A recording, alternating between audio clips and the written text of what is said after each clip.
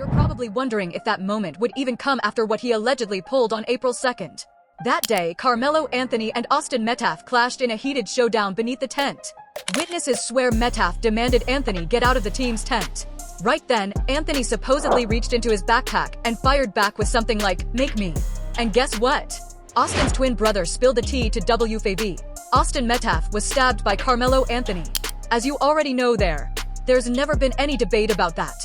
But what investigators just unearthed in his parents' financial records is brand new and has cracked this case wide open.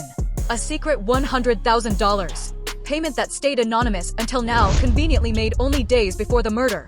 Authorities didn't spot it at first. In fact, the transaction was cleverly tucked away inside several of Anthony's mother's business accounts.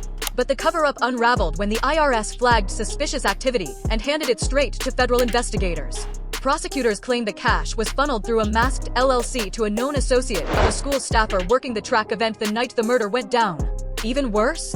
The recipient's account vanished just 15 minutes after the stabbing hit police reports, yet the transfer itself was stamped exactly 72 hours before Austin Metaf's death. Now both of Carmelo Anthony's parents face formal conspiracy and financial facilitation charges tied directly to a murder investigation, according to law enforcement sources. I asked the grand jury to return a first-degree murder indictment against Carmelo Anthony, which they did. A Texas district attorney taking to social media to announce Carmelo Anthony is formally facing charges that could lock him up for... Moreover, while the indictment doesn't spell out exactly how the money was used, the implication screams loud and clear. This wasn't some random meltdown from a troubled teen. No, this could have been calculated, bankrolled, and even pushed forward. That payment is the smoking gun showing Austin was a marked target.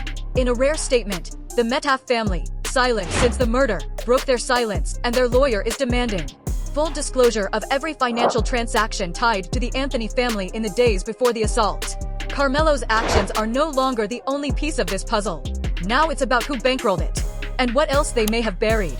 With the shocking reveal of that $100,000 transfer, investigators are laser-focused on every single move the Anthony family made in the days leading up to Austin Metaf's death. A mounting federal case is now stacked with fresh subpoenas for phone logs, tower pings, and surveillance clips. And what's surfacing paints a darker picture than anyone imagined. Just 4 days before the stabbing, Carmelo's parents secretly met with two unidentified individuals at a private office building. Court filings reveal Carmelo's father controlled the shell company leasing that space, which hadn't shown business activity for over a year until that week. Insiders now confirm the shady payment was pushed through right after that meeting. Phone data shows Carmelo's mother fired off a string of encrypted calls and texts the night before the murder. Pretty damning stuff. The recipients remain hidden, but the sudden spike in communication lines up perfectly with the moment the money was withdrawn. Reports say the FBI is now teaming up with state prosecutors to determine if this payment falls under the murky category of premeditated facilitation, potentially upgrading both parents' charges to first-degree murder conspiracy. And if intent is nailed down, we're talking life behind bars with zero chance of parole. As the Metaf family and activists keep demanding, why did it take this long for the money trail to finally appear? Pressure is mounting on local officials. And why the silence from the parents, if they really knew nothing at all? Stood under the tent. His name was Carmelo Anthony. Carmelo Anthony, class of 2025, Centennial High School, Frisco, Texas. That's video of Anthony mic'd up for a football tournament for Carolina Sports District that we found on YouTube. The paper trail is shouting while the courtroom stays frozen. The tension has never been thicker inside those walls. Gasps ripped through the gallery as prosecutors laid out the $100,000 timeline, especially when they revealed the cash was tied to a private account under Carmelo Anthony's father. The money was pulled in chunks over a 36-hour stretch, according to the state's hired forensic accountants. One hefty withdrawal landed just 18 hours before Austin Metaf's death inside that tent. The concern wasn't just the shady timing of the cash. Records show it was funneled straight into an unregistered digital wallet using a notorious crypto mixing service, one infamous for erasing money trails in shady dealings. Prosecutors argue this is exactly how the family hid the transfer until federal subpoenas blew open their digital tracks. The kicker? That same wallet was later logged into from an IP address sitting just a few blocks away from the stadium where the stabbing and track meet unfolded. The Anthony family's attorneys scrambled, insisting in a statement that the money was simply for a private family business deal unrelated to the case, brushing off the findings as circumstantial. But investigators aren't buying it. An FBI insider put it bluntly, unless you're hiding something, nobody casually funnels 6 figures through a crypto mixer. This portion also dropped a bombshell witness, a stadium worker, who swears that during the track meet, Carmelo's father was nervously pacing outside the venue, phone in hand and panic all over his face. So, while his presence wasn't, though unexplained at the time, his role is now being re-examined under a whole new lens given what's surfaced. The Metaf family sat silently in court, watching as each revelation pushed the case closer to what they've always believed. This wasn't teenage rage, it was a calculated, carefully buried cover-up. Then came the chilling evidence, surveillance footage from a gas station near the stadium, timestamped the night before the stabbing, flashing across the courtroom screen. It captured Carmelo Anthony's mother entering with an unidentified man. Prosecutors claim this figure is a notorious middleman specializing in laundering dirty cash. A hired hand moving large, shady payments into smaller, harder-to-trace streams. In the footage, she slides over a white envelope. Minutes later, the man appears outside using a burner phone, though the contents remain unseen. Just 4 hours before Austin Metaf's murder, Carmelo's phone connected with that same burner number. Phone logs now have prosecutors dubbing this chain, mother to middleman to burner to Carmelo, the triangle of intent. He and Metaf had both been football standouts at their Texas high schools. Metaf was already on recruiting visits to major programs like Arkansas. He was set on playing at the next level. And Anthony even bragged on social media about getting scholarship offers to play college ball. Prosecutors spin this into a premeditation narrative, insisting the Anthony parents weren't just moving money, they were dialing calls, erecting digital firewalls, and fully aware of what might unfold. But the defense isn't rolling over. They argue the video proves nothing illegal and claim the man was simply hired as private security after threats toward the family. During cross-exam, the lawyer erupted. This is a grieving family being dragged through digital mud. The public isn't. The public isn't convinced. With side-by-side stills from the video and a chart mapping the $100,000 trail, Twitter blew up overnight. One viral post read, "This was never random." Now, for many closely watching, it's nearly impossible to believe Carmelo acted alone. Later that day, the Metaf family left court. What once looked like a closed-book tragedy is unraveling into something darker, deliberate. No words, no eye contact, just silent resolve. As another puzzle piece crashes into view, you find yourself glued to the courtroom sketch artist's feed. Several encrypted texts were uncovered on Carmelo's father's seized phone just 36 hours before Austin Metaf's death. Sent through a secure messaging app, forensic experts highlighted one reading, "Funds cleared," and another chilling line, "ISIL, no trail." Everything happens quickly. Just stay composed. That's what it said. Hardly what you'd expect from a grieving parent or someone worried about their son's legal mess. These weren't cries of pain, these were cold, logistical commands. Detached, heartless, and most disturbing of all, stamped in a perfect storm of proximity to the murder. Testimony from the FBI's Digital Crime Unit revealed the $100,000 transfer was instantly routed to a still-sealed individual, protected by court order, and then split between 2 untraceable accounts. Rumor has it this shadowy figure was lurking near the scene that night, most likely in the parking lot near the track meet.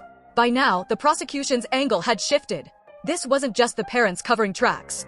They now argue it was a calculated effort to contain a scandal before it ever blew up. Their claim? Carmelo may have been manipulated into the act, while his parents stood ready to bankroll the fallout both legally and financially. Outside, a small protest formed, half Anthony loyalists, half Metaf backers. What began as a clear-cut case of teen rage is mutating into something darker, tangled in burner phones, shady money moves, and cryptic digital breadcrumbs. This could scream murder for hire.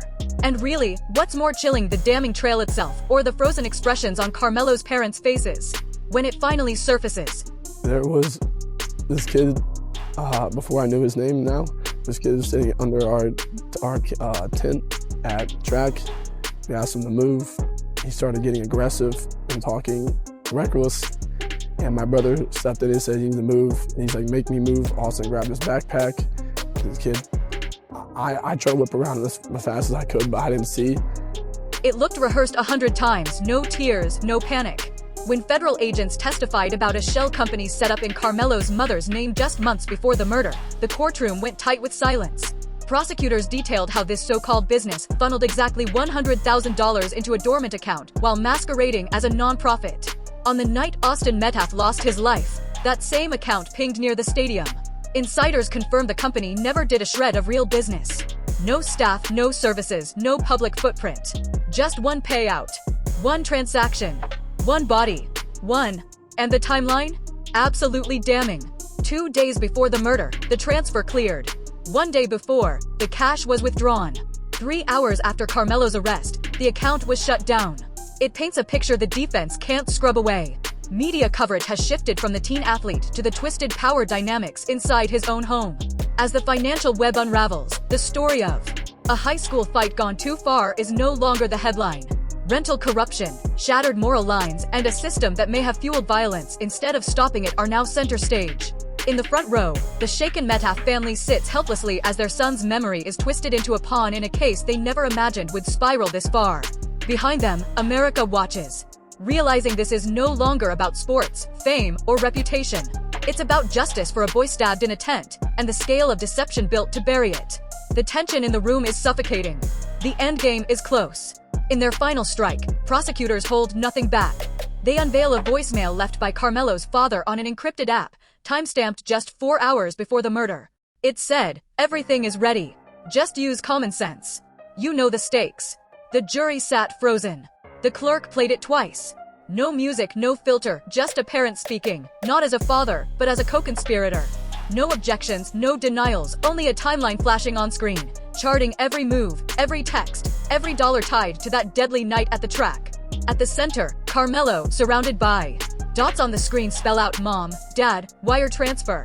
Carmelo never lifts his eyes. For 45 minutes straight, he hasn't. He's checked out, though his lawyers still whisper, maybe replaying that night in the tent. What was said? What was planned? What was promised? Outside the courthouse, reporters shift their framing, now calling it a layered conspiracy instead of a stabbing. Headlines flip overnight, from a high school tragedy to a calculated, premeditated murder. The Metaf family exits early. They've seen enough, while the story cements itself nationwide. The Anthony family is boxed in. Charges are filed, and sentencing feels inevitable. But for most watching, the verdict's already sealed. This wasn't a heat-of-the-moment clash. This wasn't self-defense. This was something far darker. And now, the final thread has completely unraveled.